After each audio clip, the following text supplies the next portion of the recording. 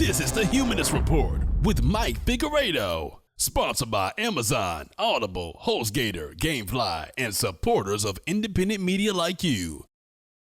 Welcome to the Humanist Report. My name is Mike Figueredo, and this is the 57th episode of the podcast. Today's episode is sponsored by the newest people who decided to join the independent progressive media revolution. So today we have Hugh Downs. You can check out his website at mabian.biz, and he wants everyone to know that you can contact Jigme at samyetravels.com if you are planning on taking a trip to Nepal, and you can also check out his photos of Nepal at Namaste Kitchen, located at 7225 Healdsburg Avenue in Sebastopol, California. We also have DeAndre Miller, and he wanted me to plug the Take Back Democracy March on October 23rd. You can check out Inspired by DeAndre Miller, his Facebook page, to get more information about that. We also have Cody Porter, who is a new member, Eliana Jacobs, who is also another member, and then we have someone on Patreon, Holly Lupian, who decided to support us that way, and then we also received an anonymous donation. So thank you to all of these individuals for supporting the podcast. If you would also like to support the show, visit the links down below in the description box, but just know that so long as you watch, that's all I could ever ask or hope for. So on today's episode, I will be talking about the latest Clinton scandal of the week, and I'll also discuss the launch of Bernie Sanders' Our Revolution, which is a new organization, and give you an update on the status of Tim Canova's campaign against Bernie's arch nemesis, Debbie Wasserman Schultz, otherwise known as Debbie Do Anything for Hillary Wasserman Schultz. Also, The Daily Show and Al Gore have some strong words for people who want to support Jill Stein. Meanwhile, Jill Stein is actually fighting for the rights of the disadvantaged. Now, finally, I will talk about Hillary Clinton's hypocritical stance on for-profit colleges. All these topics will be discussed. Enjoy the show. So, Tim Canova is currently in the final stretch of his campaign against the former corrupt DNC chair, Debbie Wasserman Schultz, who resigned in disgrace, and he's currently down in the polls. He's going to need a miracle to win. So who's the one individual in the country that can give him the edge he needs to beat this corrupt individual known as Debbie Do Anything for Hillary Wasserman Schultz? Obviously, it's Bernie Sanders. So, clearly, Bernie Sanders is going to hit the campaign trail for him, right? Since he endorsed Tim Canova and recognizes the importance of his campaign. I just covered a story where I talked about how Bernie Sanders had intended to hit the campaign trail with Tim Canova, and it was really putting another divide between him and Hillary again. But, according to the Miami Herald, Bernie Sanders was a no-show for Tim Canova. And furthermore, Tim Canova is claiming that Bernie Sanders, as well as his staff members, are not returning any of his calls. He says, "I'm waiting for Bernie to return my call," and not just Bernie, a couple people very high up in his camp. We are hoping that the Sanders campaign does still come through, that Bernie comes through and makes an appearance for us, or at the very least helps us raise some more money during such a critical period down the home stretch. So Tim Canova doesn't know why it's the case that Bernie Sanders is abandoning him. He speculated that it may be because he's getting pressure from Hillary Clinton's campaign. And look, here's the thing about this.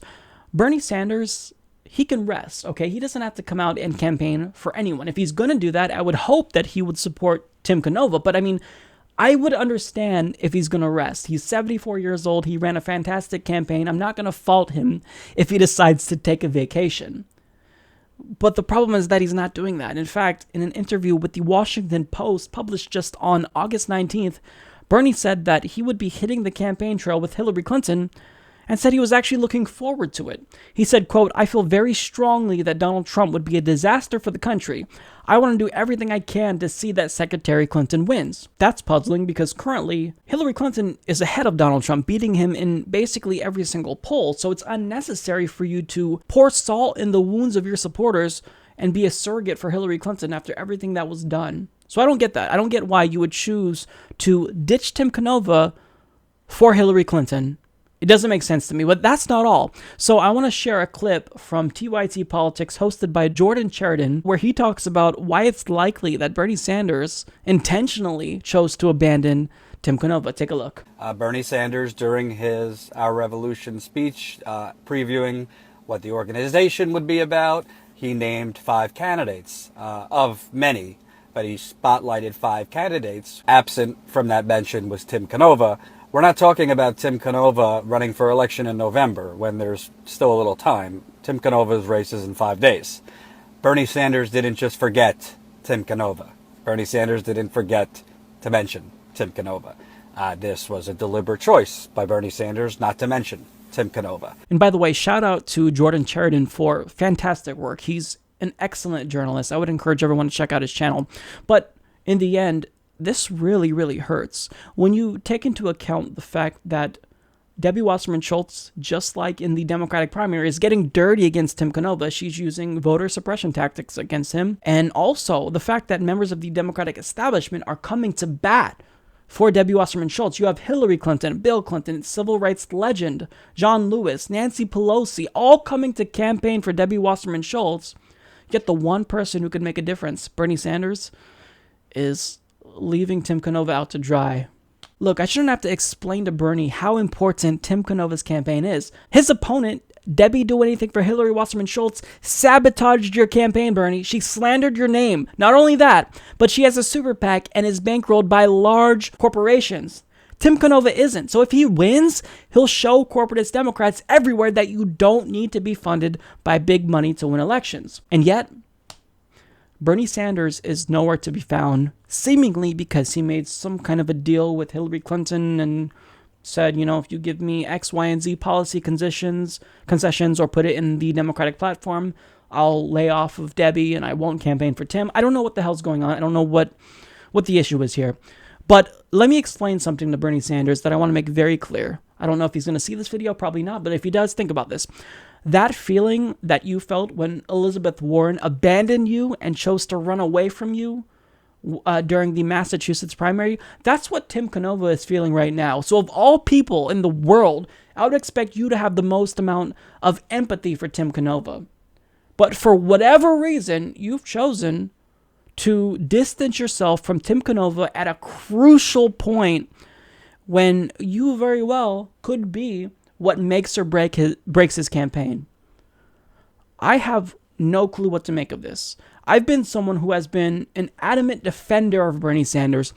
I mean, you really split your progressive base when you chose to endorse Hillary Clinton, and I defended you for that because I said, look, he's not selling out. He ran in the Democratic primary. He's just doing what he thinks he has to do to defeat Donald Trump and is endorsing his opponent. That makes sense to me. Okay, I get that. I could rationalize that. I can't rationalize this. I can't defend you here, Bernie. This is indefensible. Just because you're Bernie Sanders and I like you and you galvanize the whole political movement doesn't mean that you're above criticism. And again, I would be okay with you abandoning Tim Canova if you weren't going to campaign for Hillary Clinton. But the fact that you're ditching him and obviously distancing yourself from him for some reason, but yet are going to campaign for Hillary Clinton is absurd to me. Why is it that Debbie Wasserman Schultz, aka Debt Trap Debbie, can have the entire political establishment, Hillary Clinton, Bill Clinton, the most powerful people in the country, arguably the world, come out and support her, but Tim Canova can't even have you come out to support him? Why is it that she gets to have this advantage? And she gets to subject Tim Canova to voter suppression tactics. We don't know if it's her, we don't know if it's her super PAC, but nonetheless, it's helping Debbie. So she's A-okay with that. We've seen that with the Democratic primary. Why is it that this corrupt politician gets this advantage and someone who you should be fighting for, you're abandoning him, Bernie? I don't get it. I don't get it, and I can't defend Bernie here. And let me just say this. If it's the case that Hillary Clinton really is elected and we see Bernie Sanders appointed to a cabinet position, any movement you wanted to continue after the election, any issue you cared about, it's dead. It's dead because if someone like Bernie Sanders can sell out, then truly there's not a single politician in the whole goddamn country that will ever be principled enough to get us the change that we need to actually create a political revolution. Bernie Sanders, you are supposed to be the shining example. If you sell out, we're fucked. We're never going to get progressive change ever because all your voters, all the young people who you inspired, who look at you as an example, as someone who's principled, if you tell them that you're willing to sit down on progressive ideals for Hillary Clinton, they're never going to vote again. This is the generation we're talking about here. You have a lot of power right now in our political establishment. You may not be a member of the establishment, but if you become a member of the establishment, let me tell you this. Your voting base goes away instantly. Our revolution, that organization dies. You've got to come out, Bernie. Now, look, to his credit, he put Tim Canova on the Our Revolution website, but I'll just say this. Cancel whatever plans you had, Bernie, to campaign with Hillary Clinton. If we see that you are doing that, campaigning with Hillary, but you're abandoning Tim Canova, you have to think of the optics. It's unacceptable, and this is indefensible. And even though I love Bernie Sanders, I'm still a fan of him in spite of this. I can't defend you here. A journalist at Think Progress asked Al Gore, former Democratic nominee, what he thought about people who were considering voting for third-party candidates but were concerned about climate change, and he was very clear that you should not vote third-party. So he states, I would also urge them to look carefully, as I know they have, at the consequences of going in another direction for the third or fourth alternative. The harsh reality is that we have two principal choices, and I am supporting Hillary Clinton. Again, I respect those who analyze the situation differently, but in my experience, it matters a lot. Well, I'm glad that he respects those who want to analyze the situation differently, because that's exactly what I'm going to do. Here's what he's doing. He is taking the fact that he ran a shitty campaign and is blaming it entirely on Ralph Nader and people who voted for Ralph Nader in 2000. He's effectively saying, don't blame me for running a terrible presidential campaign and picking Joe Lieberman as my running mate. Blame the few people that were dissatisfied with my shitty campaign and blame Ralph Nader. I'm going to be really nice here. So I'm going to clue Al Gore, Hillary Clinton, Tim Kaine, all these centrist, corporatist Democrats in on a secret here. If you actually are not a shitty candidate and can inspire people and be a real progressive, you don't have to worry about a third-party threat. Who didn't have to worry about a third-party threat? Let's see, Barack Obama. Even though we know he's a centrist corporatist Democrat, he ran as a progressive. He knew how to inspire people and galvanize the base. It's not just because he's charismatic. It's because of his policy positions. It was because of the ideas he represented. We believed that he would not conduct politics as usual, that he wouldn't allow lobbyists to run his administration. We were wrong, but he at least ran a good campaign in that respect and fooled us that way. He didn't have to worry about a third-party threat. Did third-party candidates exist? Yes, Jill Stein ran back in 2012. Nobody heard of her because Barack Obama was a very strong candidate. But for some reason, Al Gore and Hillary Clinton, two really uninspiring presidential candidates that are proposing only incremental change, have to worry about third-party challengers. I wonder why this is. Why is it that only certain types of Democrats, centrist, corporatist ones, have to worry about third-party challengers, whereas the other ones who run as left-wing candidates, they don't have to worry about third-party challengers? Why is that? Maybe you didn't inspire enough people to vote for you. Is that Ralph Nader's fault? No. Is that the fault of the people that voted for him? No. So here's what Democratic candidates need to do from here on out. If you see that a third-party challenger becomes an increasingly bigger threat, you need to reevaluate your policy positions because you're doing something horribly wrong. Turn around, you're moving away from the base, and they're abandoning you because of what you're doing. And let's actually look at the facts here. Most people that voted for Ralph Nader were either independent or registered Green Party members, so one could actually argue that they weren't even part of the Democratic voting base to begin with, so they weren't yours to lose. But here's a less convenient fact that everyone forgets. More than 100,000 Democrats across the country actually crossed party lines and voted for George W. Bush. Why aren't you blaming them? The Democratic establishment is actually more outraged when we support independent or Green Party candidates like Jill Stein or Bernie Sanders than when we support Republicans. And here's the most important part. The Supreme Court is the one that actually decided this election by denying Florida the ability to do a recount, which it was later determined that you had actually won. So had you actually fought harder, you could have won, but you were quick to give up on the battle in true spineless Democratic fashion. You guys don't like to fight for your ideas and fight for your principles, and that's why you lost, Al Gore. And I'm going to play devil's advocate here. Let's say hypothetically that it really was the case that it came down to Ralph Nader, and he was single-handedly responsible for costing you the election. This election is different. That doesn't even matter because you had a spoiler on one side. In this election cycle, you have a spoiler on both sides. You have Jill Stein, and then you have Gary Johnson, and you actually have Evan McMullen as well. So you have two potential spoilers on the Republican side and only one on the Democratic side. So we can't call Jill Stein a spoiler. It's factually inaccurate because a spoiler is someone who takes votes away from one candidate. So if anyone was going to worry about spoilers this election, it should be the Republicans. And also, let me just say this. It's currently the case that Hillary Clinton is leading in basically every single poll. When you look at real clear politics averages, she's ahead by a pretty large amount. So they're not actually worried right now that Jill Stein is going to cost Hillary Clinton the election, because Jill Stein is included in many of those polls. Here's what they want. I'll tell you what they want. They want the Democratic Party to be complete and utterly dominant. They don't want Hillary Clinton to have any political opposition whatsoever. And here's what they don't realize. If Jill Stein wasn't an option, I still wouldn't vote for Hillary Clinton. I would just write in Bernie Sanders. So by saying I shouldn't vote for Jill Stein, you're not going to automatically sway me to support Hillary Clinton. So here's my advice to the Democrats who are irrationally afraid that Jill Stein is going to be a spoiler. Rather than dedicating all the time and energy into trying to convince people who clearly told you they wouldn't support Hillary Clinton during the primaries to do what they don't want to do, rather than trying to, quote, correct the record online and on YouTube and Reddit, why don't you get off your asses, come out from behind your computer, and register some new voters that will actually support Hillary Clinton? See, because if Hillary Clinton loses, she doesn't get to use Jill Stein or her supporters as a scapegoat for why she lost. It will be because Hillary Clinton ran a shitty, terrible campaign. It'll be because her supporters were unsuccessful at putting in the time to phone bank and face bank and canvass for her. And she also has the entire corporate media establishment on her side. So if she loses to a gigantic buffoon like Donald Trump, who is someone she should be beating easily with this advantage, she has no one to blame but herself. And that goes for you too, Al Gore. You had no one to blame but yourself. You didn't inspire enough people. If you had enough people voting for you, if you had enough supporters that were inspired and wanted to fight for you like they did for Bernie, you wouldn't have had to worry about Ralph Nader in the first place. But he didn't cost you the election. You cost yourself the election because you didn't want to fight and you were a poor candidate.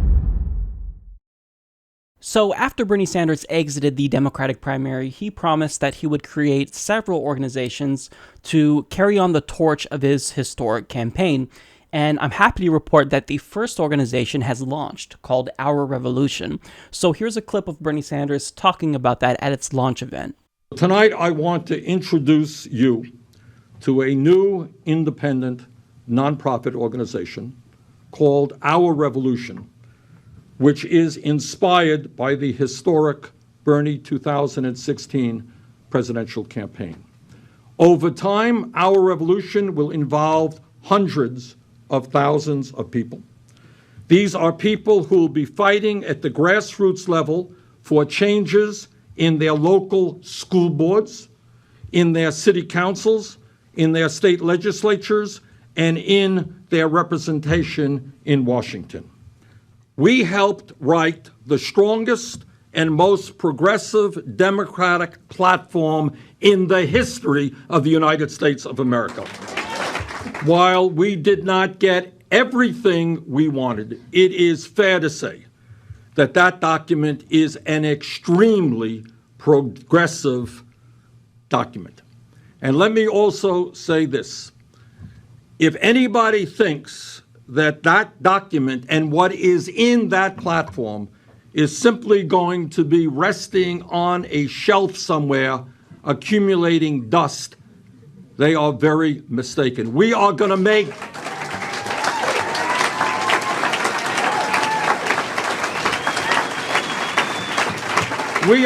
bring that platform alive and make it the blueprint for moving the Democrats forward in Congress and all across this country.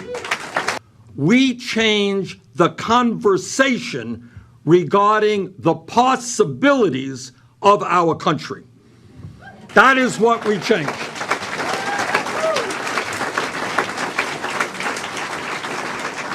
We redefined what the vision and the future of our country should be. And let me, speaking only for myself, tell you what to me the political revolution means.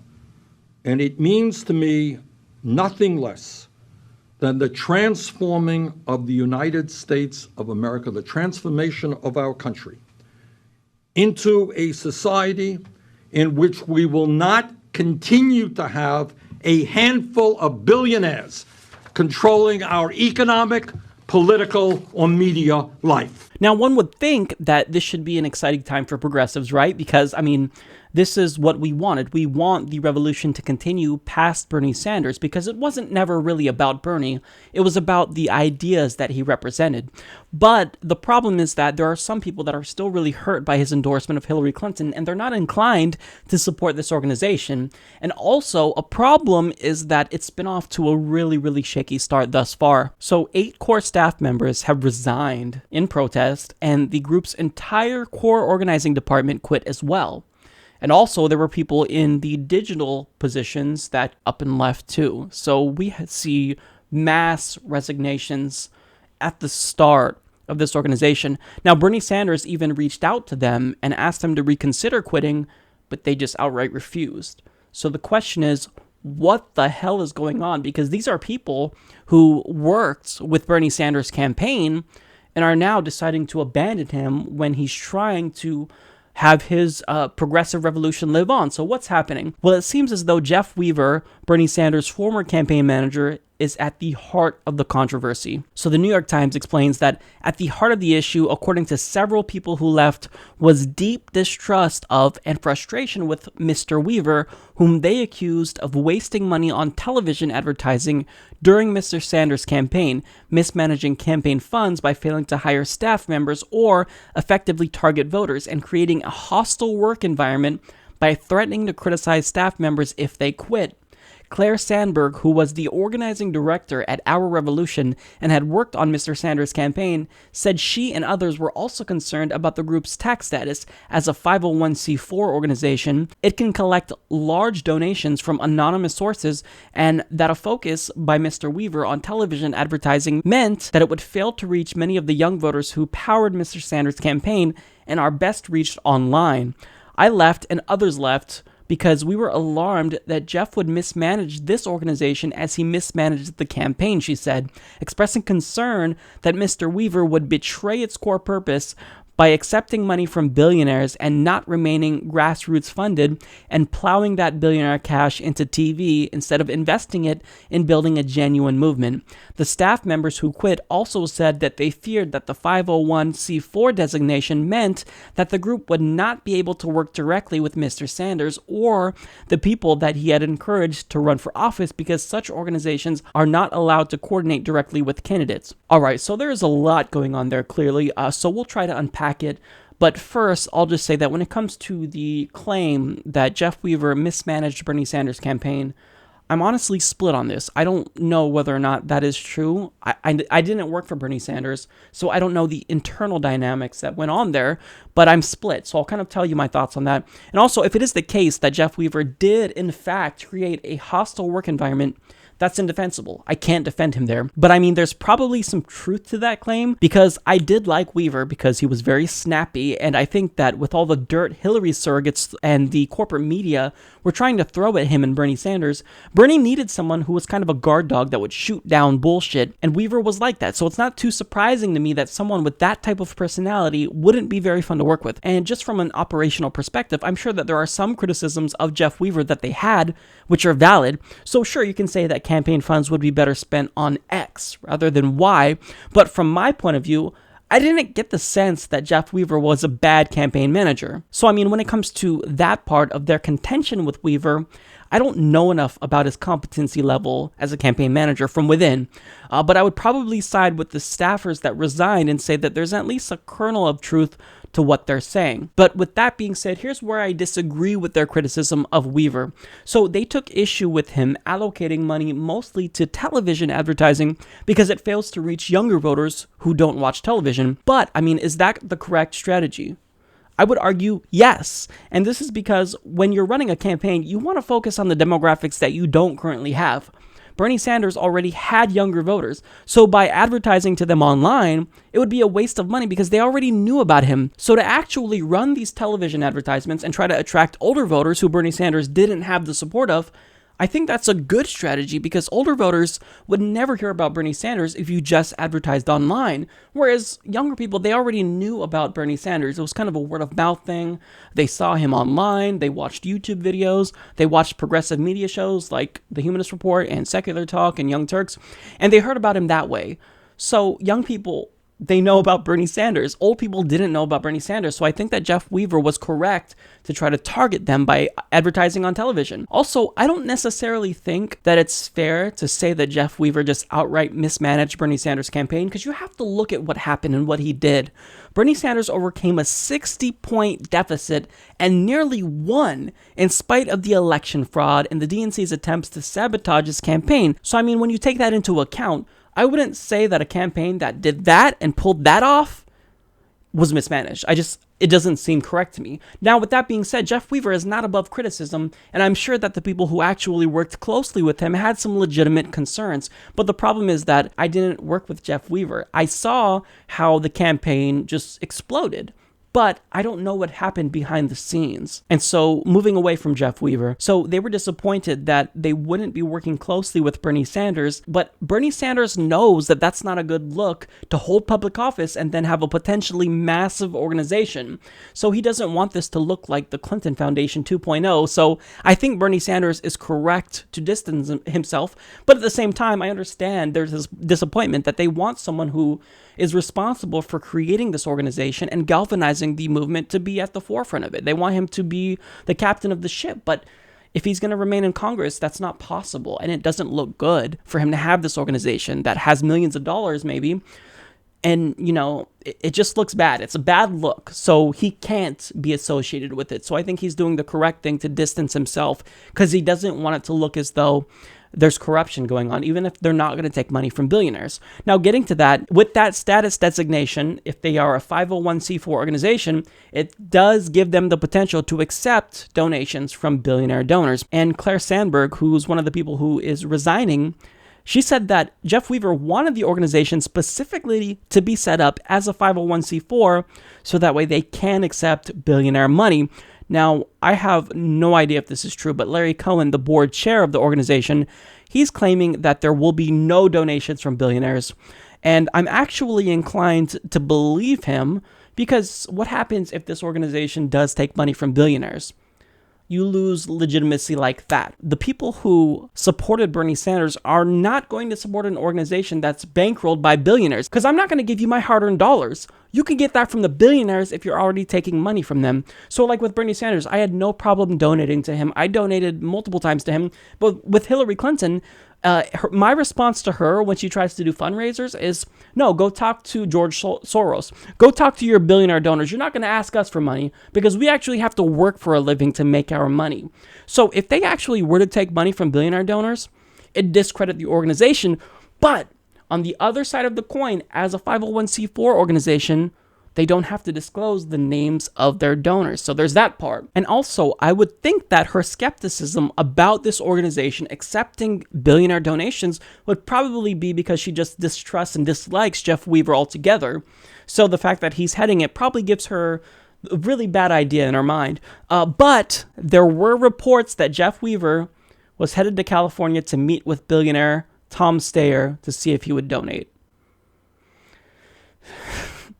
But on the other side of the coin, Jane Sanders confirmed on Twitter that they would only be raising money from small grassroots contributors. So I don't know what the hell is true and what's not true. I don't know. If it is the case that this organization will be taking money from billionaire donors, I don't want anything to do with it. But I don't know if they're going to be doing that. We have conflicting claims here. I would just think that they wouldn't take billionaire donations because that would violate everything that Bernie Sanders stood for. I don't give a shit if the billionaires agree with me. By giving them money, by giving our revolution money, that drowns out all of our voices. Because if they want one issue to be more important than our issues, then that's going to be what happens. So it wouldn't make sense that they're going to take billionaire donations. So I don't know what to believe. I'm going to refrain from making a judgment, and I'm going to see how it plays out. But I'm going to say that I don't think they would be stupid enough to take billionaire donations. But if they are, you don't have my support. So when it's all said and done, we have reasons to be disappointed. We really do. But At the same time, I would tell people to refrain from being overly skeptical about this organization because I think it does have potential. And look, even though it may not be much now, it can morph into a great organization. Now, it's useful because you can see the various issues that are important and actually look at progressive candidates that are running and support them. Now, my hopes is that it would be something like the NRA, where they rate members who are running for Congress and kind of give them a score as to how progressive they are based on the ideals that they actually support. So when you have people like Hillary Clinton and Debbie Wasserman Schultz saying, I'm a progressive, you can actually go to Our Revolution and see, actually, you have a 60% rating, so you're not really progressive. That's what I want. I would love to see that. Now, with that being said, that's a lot of work. But I mean, if we could fund this organization by grassroots means exclusively, we could potentially make this organization very powerful. Because if you get on its bad side, well, then you know that you won't have any credibility among actual progressives. So the takeaway is that, should we be a little bit apprehensive about this organization just based on the conflicting claims that we've heard?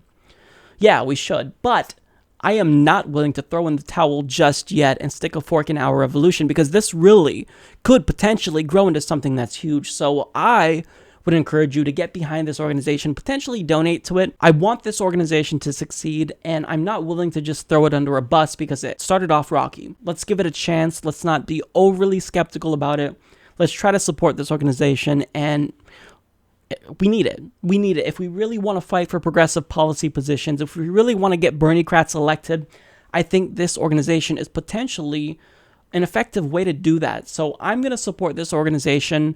I do have my reservations. Now, I want to make sure that they're not going to take billionaire money, but I don't think they will. If they will, then I'm going to be the first one to come out and call them out on it. But I will keep you updated on this organization. Let's all hope that it succeeds. Jill Stein is shedding light on a really important political issue that isn't getting much play in the mainstream media and just isn't being discussed around the country, generally speaking. So there are plans to construct an oil pipeline that will go from the Bakken region of North Dakota to southern Illinois. And this is dangerous because it threatens the drinking water of millions of Americans, and it also violates U.S. treaties and the sovereignty of a tribe known as Standing Rock. And this would transport 470,000 barrels of crude oil per day, and this would go over the Missouri River, which is less than a mile from the tribe's territory. So in an op-ed for the New York Times, one of the tribal members explains the nearly 1,200-mile pipeline owned by a Texas oil company named Energy Transfer Partners would snake across our treaty lands and through our ancestral burial grounds, just a half mile from our reservation boundary. The proposed route crosses the Missouri River, which provides drinking water for millions of Americans and irrigation water for thousands of acres of farming and ranching lands. The Dakota Access Pipeline was fast-tracked from day one using the nationwide permit number 12 process, which grants exemption from environmental reviews required by the Clean Water Act and the National Environmental Policy Act by treating the pipeline as a series of small construction sites. And unlike the better-known Keystone XL project, which was finally canceled by the Obama administration last year, the Dakota Access Project does not cross an international border, the condition that mandated the more rigorous federal assessment of the Keystone Pipeline's economic justification and environmental impacts. Now, in plans to construct this pipeline, the company that was going to do it, they're supposed to consult the tribe before going through with any of these projects, but they claimed that there were no meaningful attempts to consult with them about constructing this pipeline. So as a result, people are rightfully outraged. So members of the tribe, along with thousands of other peaceful protesters, have been fighting and protesting to halt this pipeline. Now, of course, they are using nonviolent tactics, but can you guess what's happening? They are being harassed, intimidated, and arrested by police officers who are falsely claiming that they're getting violent. This is a typical go-to tactic. I mean, we saw it at the DNC event in Nevada when they claimed that Bernie Sanders supporters were throwing chairs. Well, they're kind of using that similar tactic here. They're claiming that they're being violent when they're being peaceful,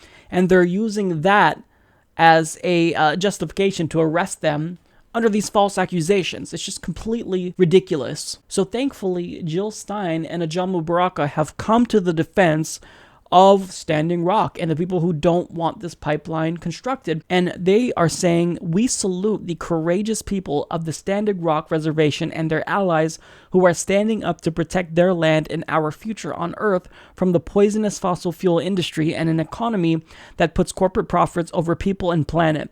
The time is now to stop the destruction of our planet for short-term profits. Extreme weather, exacerbated by climate change, shows why we need to immediately say no to fossil fuel expansion and say yes to wind, water, and solar.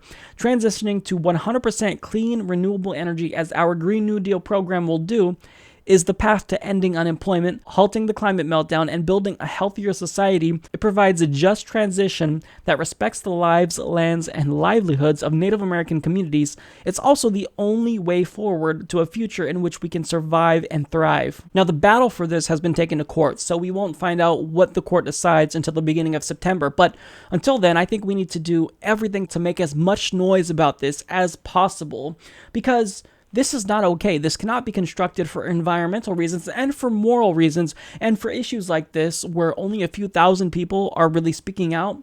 Well, politicians often don't bother doing anything for them because, that's not going to get them much more voters. But Jill Stein here is taking a strong moral stance and is saying, no, I don't care how small the crowd of people are. We have to make sure that their rights are not violated. We all have a right to a planet that is habitable, to clean drinking water, and all that this will do is facilitate the destruction of our planet. It's not okay. Now, if you would like to help the people of Standing Rock, you can donate to them and see the link in the description box to do so. Much like the Keystone XL pipeline, if we put up a big enough fight, then they'll be compelled to stop. So these oil companies cannot continue to take advantage of us, so we have to fight this tooth and nail. They don't get to just pollute the planet and poison our drinking water because they want to make a buck or two. I don't think so. So we've got to fight this. So The Daily Show did a segment where they talked about third-party candidates for the presidential race, and unlike back in the day when Jon Stewart still hosted the show, it wasn't informative, nor was it actually funny, and they just outright spread false information about Jill Stein.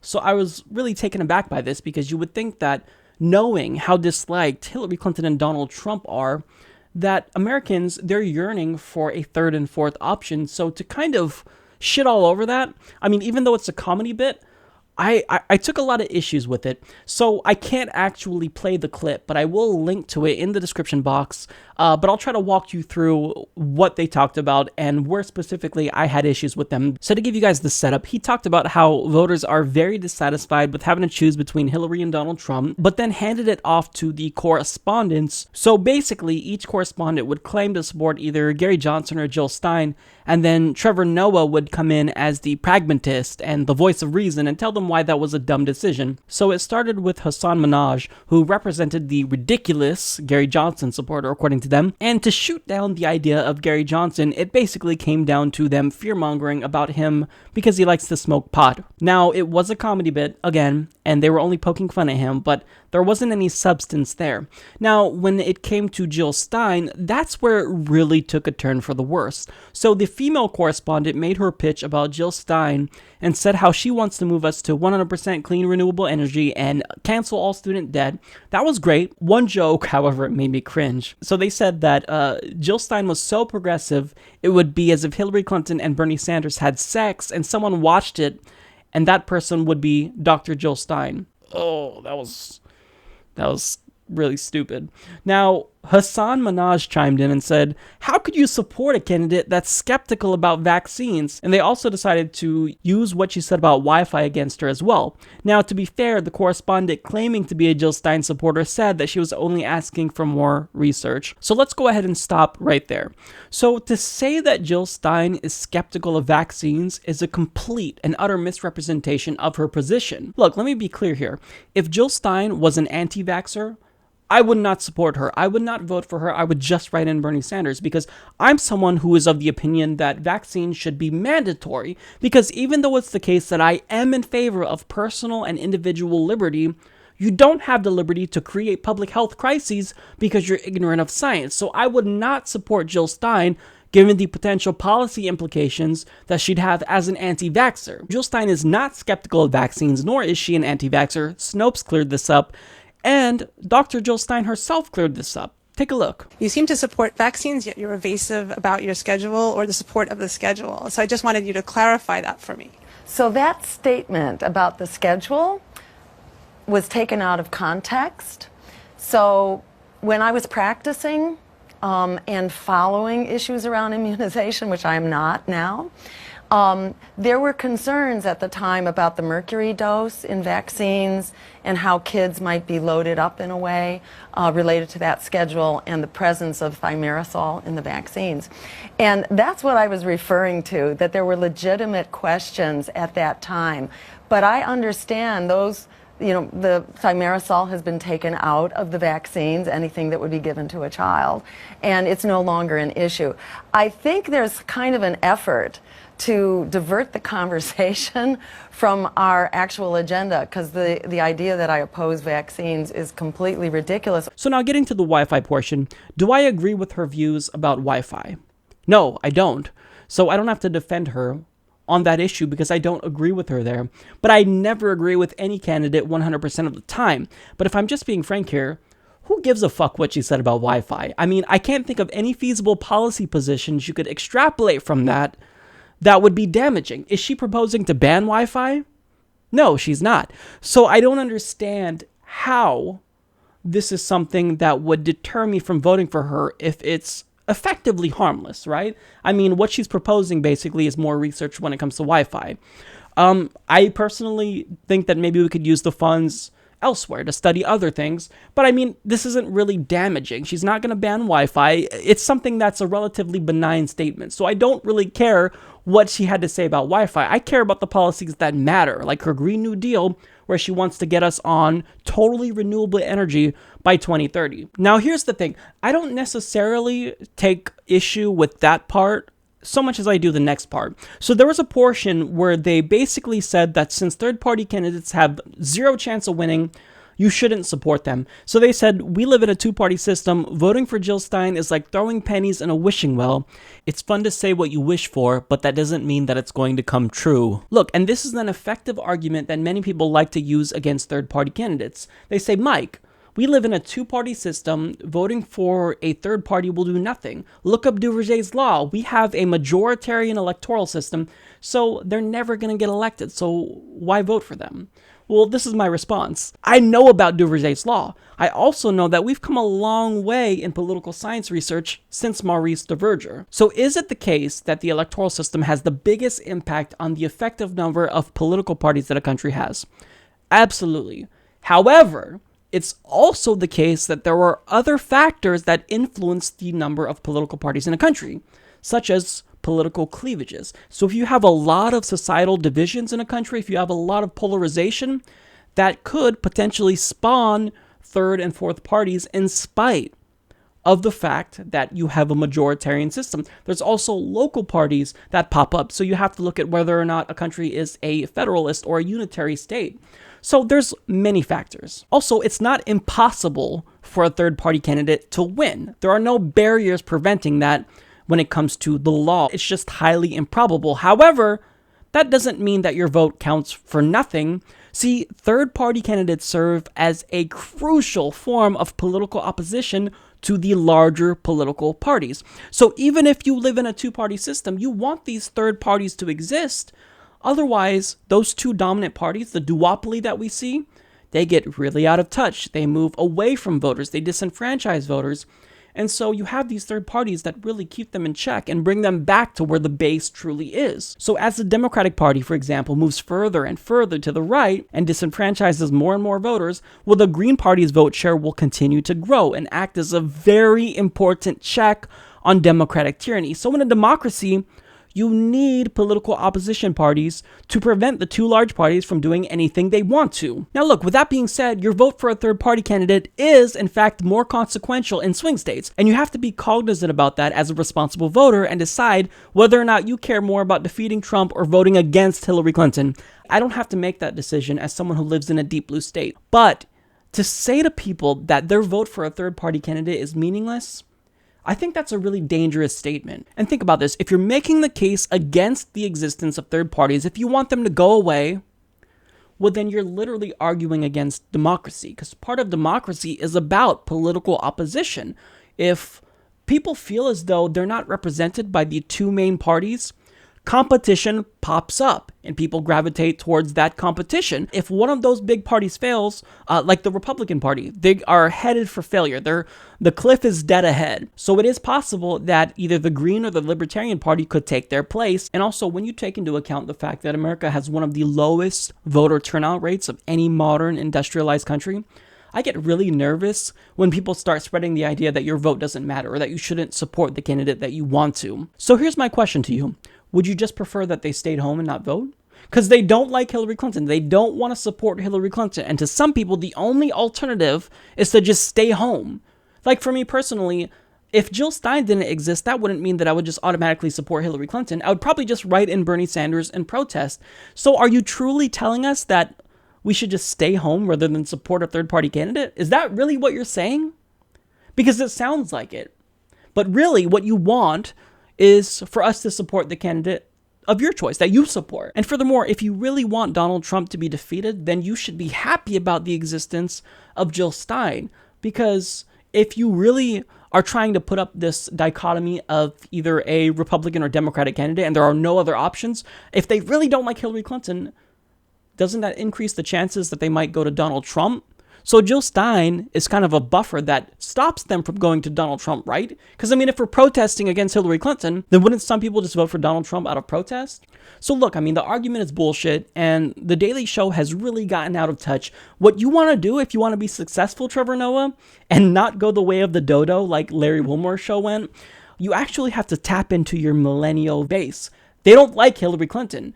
They like Jill Stein. So you can cover Hillary Clinton, you can cover Jill Stein, but if you think that moving towards a more establishment, pro-Clinton media is going to be what's going to get you more viewers, it's not. You'll go down very quickly. And this is one of the reasons why I wanted Jessica Williams to become the host, because I feel like she actually understands what young Americans want and care about. She has the comedy. She also has the smarts. This show was a great resource for political commentary for many young people. So the fact that they kind of decided to criticize Jill Stein in a manner that just misrepresents her positions, it's saddening to me. Every week it seems like there's a brand new Hillary Clinton scandal, and this week is no exception. So the FBI has recently uncovered 15,000 more work-related emails that Hillary Clinton either sent or received on her private server when she was Secretary of State. So they are now going to have to review all 15,000 of those. Now, additionally, more news surrounding the brazen corruption of Bill and Hillary Clinton has come to light regarding their foundation. So we know about the various pay-to-play deals between the State Department that Hillary Clinton ran and the Clinton Foundation, but now we're beginning to see the full scope of these pay-to-play deals and what really was going on while she was Secretary of State. So New York Post explains more than half of the private citizens who got FaceTime or spoke with Hillary Clinton while she was Secretary of State forked over bundles of cash to the Clinton Foundation, a stunning new investigation revealed Tuesday. At least 85 of the 154 non-government fat cats who got access to Clinton donated to her family charity or promised to back its programs either personally or through businesses or other groups, according to a review of State Department documents by the Associated Press. Combined, the donors shelled out as much as $156 million, with at least 40 donating more than $100,000 each and 20 shelling out more than $1 million. More evidence that the family's foundation doubled as a pay-for-play operation for those seeking access to Clinton, critics charge. So let me just clarify here. So these are all of the non-governmental individuals. These are private citizens that she met with. This doesn't take into account all of her official meetings with heads of state and actual government officials. This is just looking at the private citizens that she met with. Half of them are donors to the Clinton Foundation. Very, very revealing. Now, who are some of these mega rich donors, you ask? Well, we don't know all of them at this point, but there are some, and we actually know about the pay-to-play deals. So one of them is a famed economist who asked for her help as the Bangladeshi government pressured him to resign from a nonprofit bank he ran. So he met with them 3 times and asked the Clintons to help with his corruption investigation that the Bangladeshi government was waging against him, and the Clintons, quote, ordered aides to find ways to assist him. So again, this is someone who is running a nonprofit who is being accused of corruption by the Bangladeshi government, and Clintons are coming to assist him. Now, also, Clinton reportedly told the Bangladeshi government, quote, "We do not want to see any action taken that would in any way undermine or interfere in the operations of the Grameen Bank." That's the bank that their donor ran that they were defending. Very, very revealing. Now, also, there is a Wall Street big shot who sought Clinton's help with a visa problem. So she attended a breakfast meeting with him one day, and the next day, she was helping him with an issue.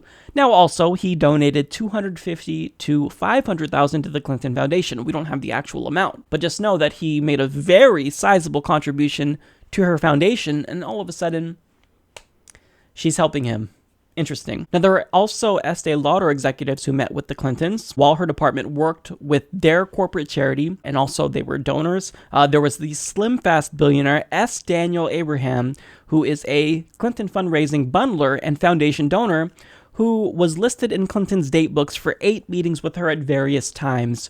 So you have so many people donating money to the Clintons and getting access in return while she was Secretary of State. So again, this is terrible. They're donating to her private charitable organization, and then in return, that's influencing her decisions as a public official. This is corruption. This is exactly what we call corruption. And just so you know the extent to which the State Department and the Clinton Foundation were connected, well, reviews of the call log from Cheryl Mills, a State Department aide who later went to go on to work for the Clinton Foundation, well, there were 148 messages from Laura Graham, the COO of the Clinton Foundation, between 2010 and 2012. So why is it the case that the COO of the Clinton Foundation, who is supposed to be separated from the State Department, is calling up a State Department aide 148 times within the span of 2 years? It can't be that possibly she's asking for favors from the State Department of the Clinton Foundation donors, can it? Well, of course not. It's Hillary Clinton. There's nothing that she could ever do that could be considered as wrong, according to her supporters. So, this isn't suspicious at all. This is just a right-wing attack, right?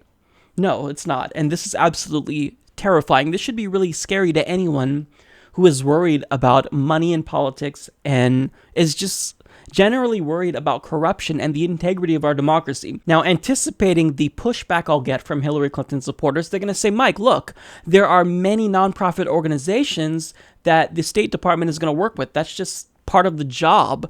But no other individual or nonprofit appears in the logs with anything approaching the frequency or volume with which the Clinton Foundation does. This is indefensible.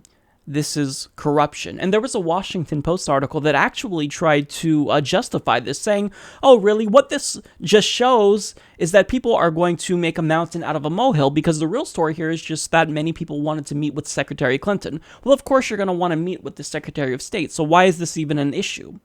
Well, let me explain to you why. If it's the case that that individual is donating money to a public official's private foundation, that establishes a direct conflict of interest. And the fact that she met with more than half of the private, non-governmental donors as Secretary of State, guess what that means? They're buying access to the State Department by donating to the Clinton Foundation. This is overt corruption. Overt corruption. And again, this is just this week's scandal. Next week, there'll be a whole new one, because Hillary Clinton, she cannot avoid scandals. Right-wingers are trying to smear her. That's true. They're coming at her with all of these phony scandals that are baseless. I mean, they're saying that her health is declining. They're saying that she's responsible for murdering people during the attack on Benghazi, which is not true. But this, however, this is not a right-wing smear. This is factual evidence that the State Department was allowing donors of the Clinton Foundation to get special access and was doing favors for them. Anyone who's a Hillary Clinton supporter needs to condemn this. It's inexcusable. I don't care if Hillary Clinton does it.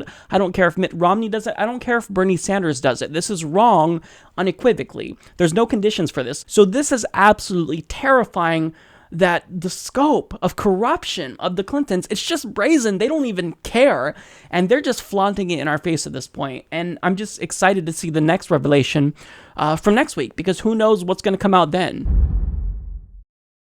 Over the past couple of years, people have been really wising up to the fact that these for-profit colleges that you always see advertised on TV are just gigantic scams. Now, one of the individuals at the forefront of this controversy is Donald Trump, because we all know that he is now being sued for running his scam Trump, quote, university.